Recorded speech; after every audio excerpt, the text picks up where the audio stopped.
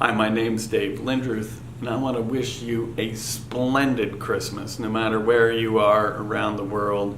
It's a time of great peace and joy and reflection. I wanted to start off a little Christmas message for you today by reading out of the Bible. This is one of the prophecies that comes from Isaiah chapter 9.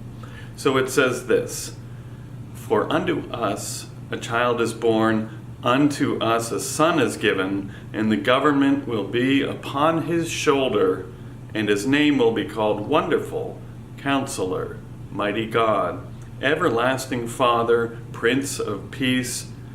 Of the increase of his government and peace there will be no end." And that was one of the pieces that I wanted to zone in on today. Of the increase of his government and peace there will be no end. Part of what Christmas is about is just simply that, the increase of peace. That it's spreading out around the world. It's a kind of peace. It's not just sort of a false peace where people are masking or covering up their evils, but it's a deep, rich, thorough peace that goes from the inmost of a person's heart and soul to the very externals and everything of their life. That's a kind of peace that doesn't happen in an instant. It's a kind of peace that grows over time. And for me, that's really reflective of what the Advent season is all about, is that general, gradual, year-by-year growth of peace, because people are subscribing to a spiritual way of trying to bring God's love more present in the world. And I hope that you'll be willing to participate in that. So what I'd like to do is share with you a couple of thoughts that come out of this 12-volume set of theological works called the Arcana Celestia. Sometimes it's better known as Heavenly Secrets. And really just two simple thoughts. The first one comes almost from the end of volume 12, and it says this: that the Lord came into the world to save the human race, which, if he had not done so, would have perished in eternal death. He saved it by subduing the hells, which were molesting every single person coming into the world and going out of it, and at the same time by glorifying his human. So central to that a message of love that God brought to the earth is God's way of service and his example of serving others. And it's kind of a full out, all leaving everything on the mat kind of service as an example for us. I love how this is characterized by an old theologian named Søren Kierkegaard, who comes from Denmark. This is what he wrote.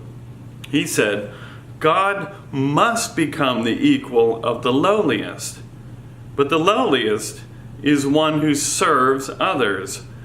God, therefore, must appear in the form of a servant. But this servant's form is not merely something that he puts on, like a beggar's cloak, which, because it is only a cloak, flutters loosely and betrays the king. No, it is his true form. For this is the unfathomable nature of the boundless love that God is, that it desires to be equal with the beloved, not in jest, but in truth." I love that. I love the message that God was full out, completely, and 100% focused on serving other people, helping lead them to salvation, trying to bless them and make them happy, not just in the instantaneous moment of the now, but to eternity. And everything about Jesus' life on earth was oriented specifically for that purpose. And so that's what the whole New Testament is all about. And of course, we can learn a lot about what servant-type love means then. And by extension, it also is an example of what it truly means to be a human being. And when you are in that construct of being a human being, then God's love is flowing into you and making you truly happy and blessed. So I want to come back and focus on this notion of how, and it's unexpected, how God's love fights for us in our life and helps us and lifts us up out of the compulsions and addictions that drag us down and threaten to kill us. There's this passage, now this one comes from the second volume of Arcana Celestia, or Heavenly Secrets. This is a passage numbered 1950. So this passage juxtaposes our states of our purely rational mind when we're really in our head, which are very pugnacious, with states that come from a rational that draws its life from God's love. Listen to this. The rational mind that is devoid of life received from celestial good, so that's that rational alone state, fights with all, and everybody fights with it. Rational good never fights. Now that's the life that comes in from God and is supposed to temper our rational thinking. So rational good never fights, no matter how much it is assailed or attacked, because it is gentle and mild, long-suffering and yielding, for its nature is that of love and mercy. Now think of that baby Jesus lying in the cradle. But although it does not fight, it nevertheless conquers all, and it does not ever think of combat, nor does it glory in victory. It is this nature because it is divine, and it is of itself immune from harm. For no evil can assail true good. Indeed, it cannot even remain in the sphere where good is.